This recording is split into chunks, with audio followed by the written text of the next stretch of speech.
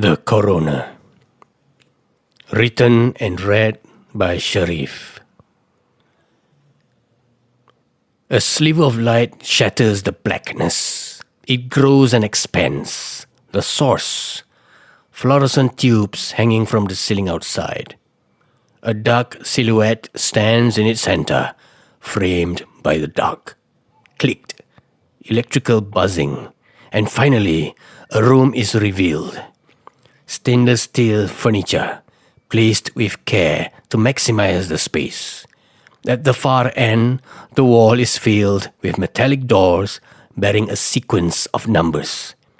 The silhouette is gone, and in its place is a man adorned with a white lab coat.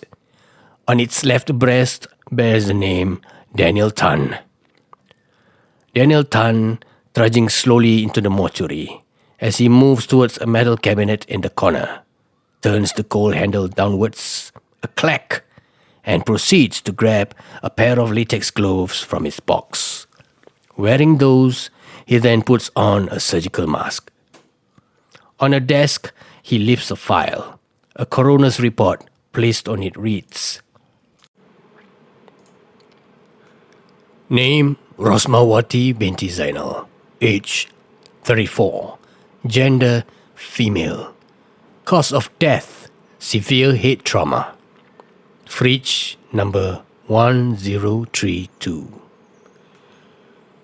He places it down gently onto the edge of the desk and strides to the far end of the room where the wall of silvery metal is.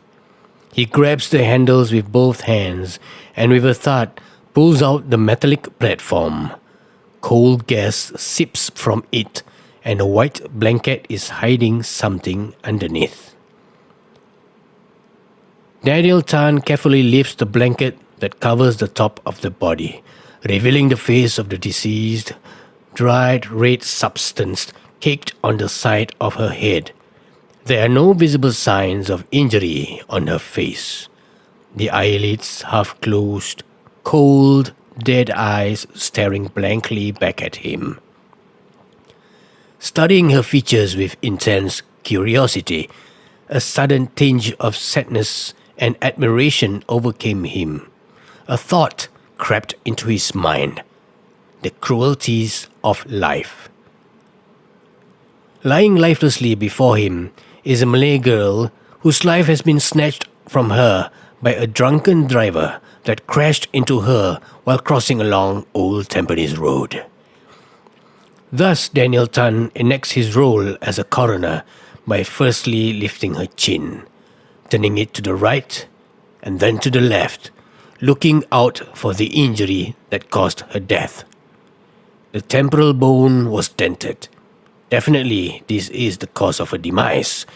Next, he sifts through her hair with his fingers, feeling for any other damages to the skull. His hands struck something strange in the occipital region. This is rather unusual. He turned her head to reveal the back of it, and he parted the hair to reveal what it was: the head of a nail. Perplexed at this, he tries to pull it out by pinching it with his index fingers. It wouldn't budge. He then proceeds to acquire a pair of nose pliers from a drawer full of surgical tools. He tries pulling the nail with those.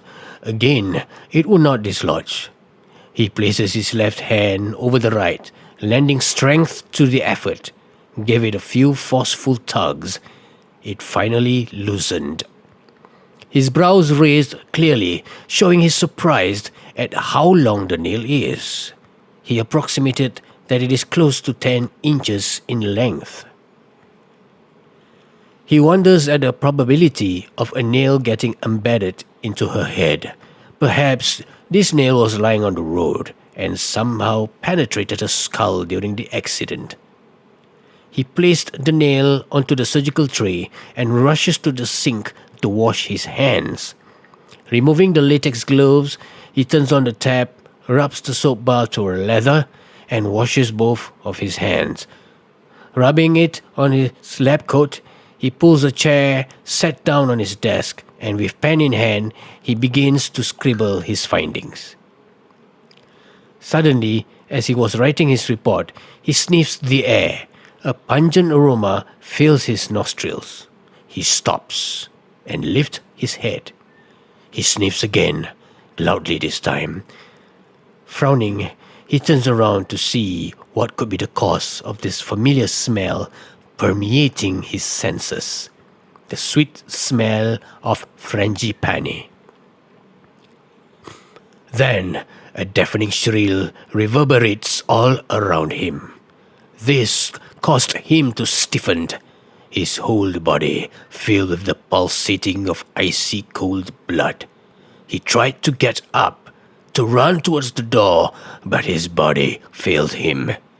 He grunted, summons all his might, but the very least he could do was to glance at the door, and then at the corner of his eye, he saw that Rosmawati's body was no longer there. He then heard the thudding of footsteps approaching behind him. Sheer terror claws at his very soul as soon as he hears what is being whispered into his ears. "Hello, Daniel." Hello, fellow viewers. If you have enjoyed the video titled The Coroner, written and read by me, Sharif, please don't forget to like, share, and subscribe, and turn on the notification bells for any future updates. Until then, bye for now.